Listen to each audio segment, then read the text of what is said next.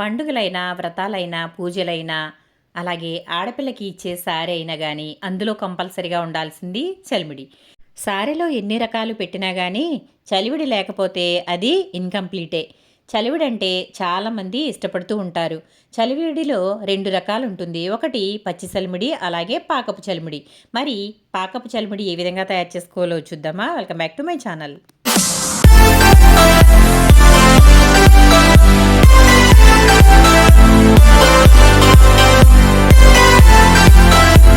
ముందుగా పంచదార పాకంతో చేసుకునే చలివిడికి ముందుగా బియ్యం అయితే శుభ్రంగా కడిగి నానబెట్టుకోవాలి.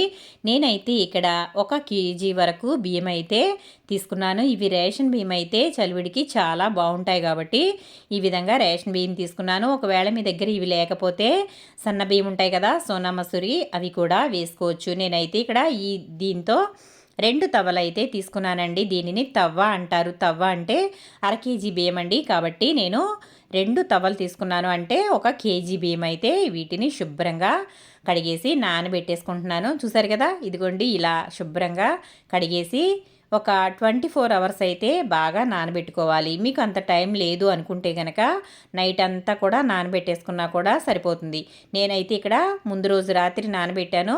తర్వాత రెండవ రోజు అయితే ఈ బియ్యంలో ఉండే వాటర్ని అయితే తీసేసి ఇప్పుడు ఒక జాలి గిన్నె ఉంటుంది కదా, చిల్లుల గిన్నె, ఆ గిన్నెలో అయితే వేసి పెట్టేస్తున్నాను. చలిమిడి చేసుకోవడానికి ముఖ్యంగా బియ్యం అయితే ఈ విధంగా వాడేసుకోవాలండి. ఈ విధంగా చిల్లుల గిన్నెలో వేసుకుంటే వాటర్ అంతా కూడా కిందకి వెళ్ళిపోతుంది. కాబట్టి ఈ గిన్నెలో ఇలా వేసి వాడేస్తున్నాను బియ్యాన్ని. చూసారు కదా, ఈ విధంగా ఒక అరగంట సేపు అయితే పక్కన పెట్టేసుకోవాలి. ఇవి వాడేసిన తర్వాత నీరంతా కూడా ఇంకిపోయిన తర్వాత ఇది ఒక క్లాత్ మీద అయితే వేసి మళ్ళీ వీటిని ఆరబెట్టుకోవాలి. మరి బియ్యం తడిగా ఉన్నట్లయితే ఇది మిల్లుకి ఇచ్చినా కానీ వాళ్ళు ఈ విధంగానే గంపలో ఆరబెట్టేసిన తర్వాత అప్పుడు పిండి అయితే ఆడతారండి. తడి మీద ఉన్నప్పుడు బియ్యం పిండి ఆడితే అది సరిగా పిండి అనేది రాదు. కాబట్టి బియ్యాన్ని ఈ విధంగా ఒక క్లాత్ మీద అయితే ఇలా పలుచగా అయితే నీడలో ఆరబెట్టుకోవాలండి. ముఖ్యంగా గమనించాల్సింది నీడలో మాత్రమే ఆరబెట్టుకోవాలి. ఎండలో ఆరబెట్టినట్లయితే ఇవి బియ్యము ఆరిపోయి పొడిపిండి అయిపోతుందని గమనించండి. చూసారు కదా, బియ్యాన్ని అయితే ఈ విధంగా క్లాత్ మీద వేసేసాను. ఆ తర్వాత ఈ విధంగా ఒక అరగంట పాటు పక్కన పెట్టేసిన తర్వాత ఇప్పుడు బియ్యం చూద్దాం. చూడండి, బియ్యాన్ని ఈ విధంగా మనం చేతితో ఇలా నొక్కినప్పుడు మన చేతికి తడి అంటుకోకూడదు, బియ్యం మాత్రమే అంటుకోవాలి. ఈ విధంగా ఉన్నట్లయితే బియ్యం అంతా కూడా ఆరిపోయినట్లు. ఇప్పుడు నేను ఇక్కడ కేజీ బియ్యమే తీసుకున్నాను కాబట్టి మిక్సీ జార్లో నేనే పిండి అయితే పట్టేస్తున్నాను. చూసారు కదా, తక్కువ బియ్యమే కాబట్టి ఈ విధంగా మనం మిక్సీలో చేసేసుకోవచ్చు. ఇలా కొంచెం కొంచెంగా బియ్యం వేసేసి చక్కగా మిక్సీ పట్టేసుకోవాలి. మెత్తగా మిక్సీ పట్టేసుకున్న తర్వాత ఈ విధంగా ఒకసారి చూడండి, చక్కగా మెత్తగా అయితే అయిపోయింది. ఇప్పుడు ఇది జల్లించుకుందాము. చలివిడి పట్టుకునేటప్పుడు కంపల్సరిగా జల్లించుకోవాలండి. అరిసెలు కానీ చలివిడి కానీ ఏదైనా కానీ బియ్యాన్ని మిల్లాడించుకున్నా కానీ బియ్యాన్ని కంపల్సరిగా జల్లించుకోవాలి. ఈ విధంగా నేను ఇలా హ్యాండ్ జల్లెడతో వేసేసి జల్లిస్తున్నాను. చూడండి, చూసారు కదా, ఇలా అయితే పిండిని కొంచెం కొంచెంగా వేసుకుని జాగ్రత్తగా దీనిని జల్లించుకోవాలి. ఎక్కువగా వేసేసుకున్నట్లయితే ఇది మనకి తడిపిండి కాబట్టి కొంచెం రావడం కష్టమవుతుంది.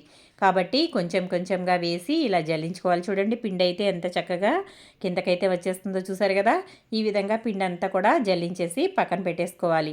పిండి అంతా జల్లించుకోవడం అయిన తర్వాత ఈ విధంగా చేత్తో పిండిని గట్టిగా నొక్కాలి.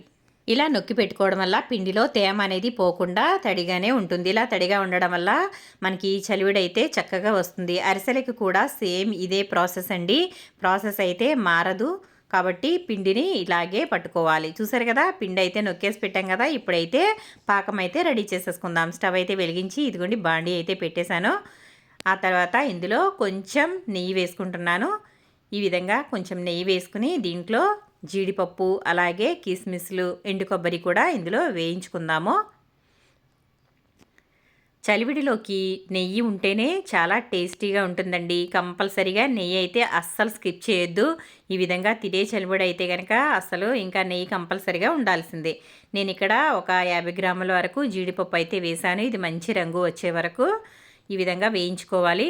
ఇదంతా వేగిపోయింది కదా, ఇప్పుడు జీడిపప్పుని ఒక గిన్నెలోకి అయితే తీసేస్తున్నాను. ముఖ్యంగా చలిమిడిలోకి కొబ్బరి ముక్కలు ఉంటే చాలా బాగుంటుంది. కొబ్బరి ముక్కలు కంపల్సరీగా ఉండాలి కాబట్టి నేనైతే ఇక్కడ ఒక పచ్చి కొబ్బరికాయని ముక్కలుగా కట్ చేసుకున్నాను.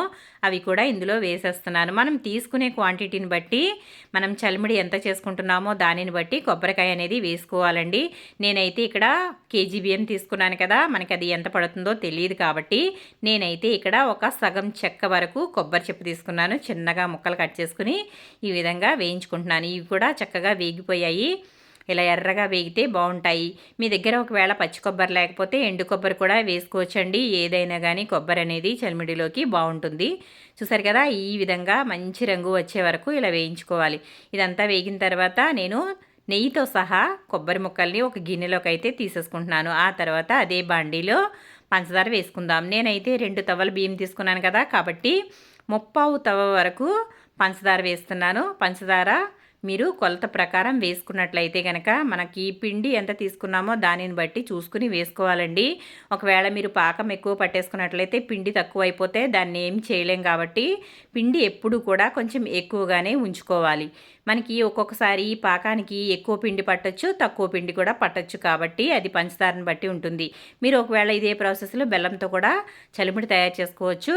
చలిమిడి బెల్లంతో తయారు చేసుకున్నప్పుడు కూడా బెల్లాన్ని బట్టి పిండి అనేది పడుతుందండి. కాబట్టి పిండి ఎప్పుడూ కూడా కొంచెం ఎక్కువగానే పొడి పిండి అనేది ఉంచుకోవాలి. కాబట్టి నేనైతే ఇక్కడ 3/4 తవ్వ వరకు తీసుకుని కొంచెం వాటర్ వేసి ఇప్పుడు పాకం అయితే పట్టుకుంటున్నాను. ఇది బాగా ఉడికింది.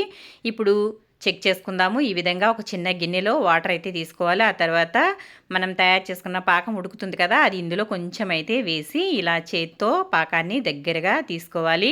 ఇదిగోండి, మనం చేత్తో తీసుకున్నప్పుడు ఈ విధంగా ముద్దగా రావాలి. ఆ ముద్ద కూడా గట్టిగా ఉండకుండా ఇలా జారుతూ ఈ విధంగా ఉండాలి. చూసారు కదా, పాకం అయితే రెడీ అయిపోయినట్లే. ఈ విధంగా పాకం అయితే ఉండాలండి. మరీ గట్టిగా ఉండకూడదు, అలాగని వాటరీగా కూడా ఉండకూడదు. మనం చేత్తో తీసుకున్నప్పుడు ముద్దగా రావాలి. ఆ తర్వాత అది కొంచెం సాగుతున్నట్లుగా ఉన్నట్లయితే పాకం అనేది మనకి వచ్చేసినట్లే. చూసారు కదా, ఈ విధంగా పాకం వచ్చింది కదా. ఈ విధంగా పాకం వచ్చిన తర్వాత ఇప్పుడు ఇది ఒక 2 నిమిషాల పాటు ఇలాగే ఉంచిన తర్వాత ఇందులో కొంచెం ఇప్పుడు నెయ్యి వేసుకుందాము. ఈ విధంగా నెయ్యి వేసుకుంటే చలిమిడిలోకి చాలా బాగుంటుంది. మీరు ఇదే ప్రాసెస్లో బెల్లం కూడా తీసుకోవచ్చండి. బెల్లం చలిమిడి కూడా తీసుకోవచ్చు. ముఖ్యంగా నేనైతే ఇక్కడ పంచదార చలిమిడి సారెలలో పెడుతూ ఉంటారు కదండి, ఆ చలిమిడి అయితే తయారు చేస్తున్నాను. చూసారు కదా, ఈ విధంగా చక్కగా పాకం అయితే వచ్చేసింది. ఇప్పుడు నెయ్యి వేసుకున్న తర్వాత వెంటనే స్టవ్ అయితే ఆఫ్ చేసేసుకుని పిండిని మనం నొక్కి పెట్టుకున్నాం కదా, ఆ పిండిని ఈ విధంగా చేత్తో ఇలా పొడి పొడిగా చేసుకుంటూ వేసుకోవాలి.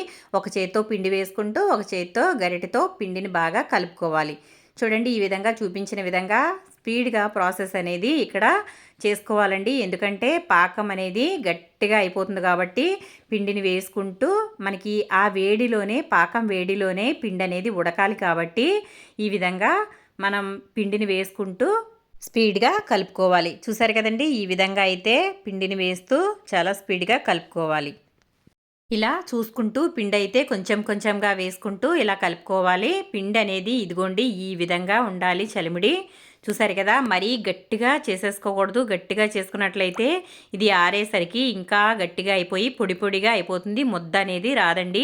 కాబట్టి పిండిని జాగ్రత్తగా చూసుకుంటూ చేసుకోవాలి. కొంచెం జారుగా ఉన్నా కూడా ఏం పర్వాలేదండి, ఎందుకంటే అది చల్లారే కొద్దీ చక్కగా గట్టిపడిపోతుంది. చూడండి, ఇక్కడ నేను చూపించే విధంగా ఇలా అంతా కూడా కలిపేసుకున్న తర్వాత ఒక 2 స్పూన్ల వరకు నెయ్యి వేసుకున్నాను. ఇలా నెయ్యి వేసుకుని ఇదిగోండి ఒకసారి ఇలా బాగా కలిపేసుకున్నట్లయితే మన చలివిడి అయితే రెడీ అయిపోయినట్లే. ఇలా చేతితో తీసుకుని ఇదిగోండి ఇలా ముద్దగా చేస్తే చూసారు కదా ఎంత పర్ఫెక్ట్గా వచ్చిందో చూడండి. ఈ విధంగా చలిమిడి చేసుకోండి, చక్కగా పర్ఫెక్ట్గా వస్తుంది. సారీలోకైనా ఇంట్లో టైంపాస్కి తినడానికి కూడా చాలామంది ఈ చలిమిడి తయారు చేసుకుంటూ ఉంటారండి.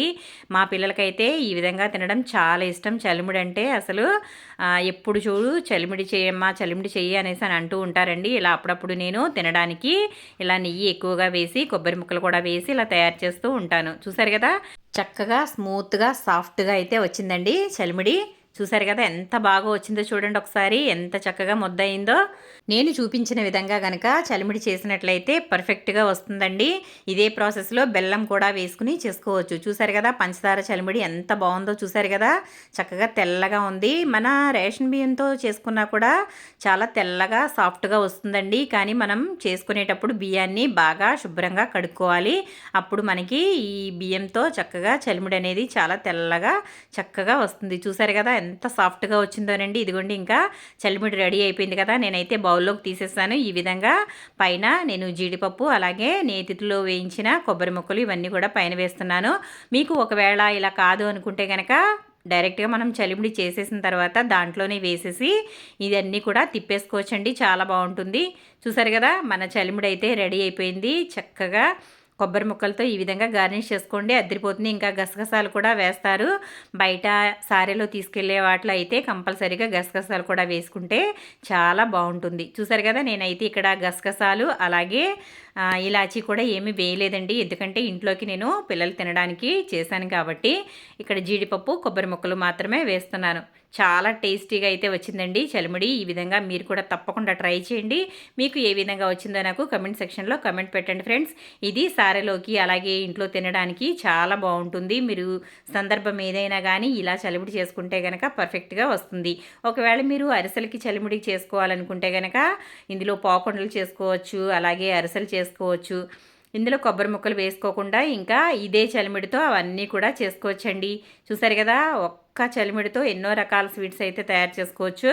మరి నేనైతే ఇక్కడ పంచదార చలిమిడి చక్కగా ఇలా చేశాను. ఎక్కువ కొబ్బరి ముక్కలతో నెయ్యి వేసుకుని గుమగుమలాడిపోతుందండి మరి చలిమిడి. మరి టేస్ట్ అయితే ఇప్పుడు చూసేస్తాను ఒకసారి. చాలా బాగుందండి, ఎంత స్మూత్గా వచ్చిందంటే ఈ విధంగా తయారు చేసి పెట్టుకుంటే ఇది దగ్గర దగ్గర మనకి ఒక 10 రోజుల వరకు ఉంటుందండి. టేస్ట్ అయితే అదిరిపోయింది. మరి మీకు వీడియో నచ్చితే లైక్ చేయండి, షేర్ చేయండి, సబ్స్క్రైబ్ చేయండి.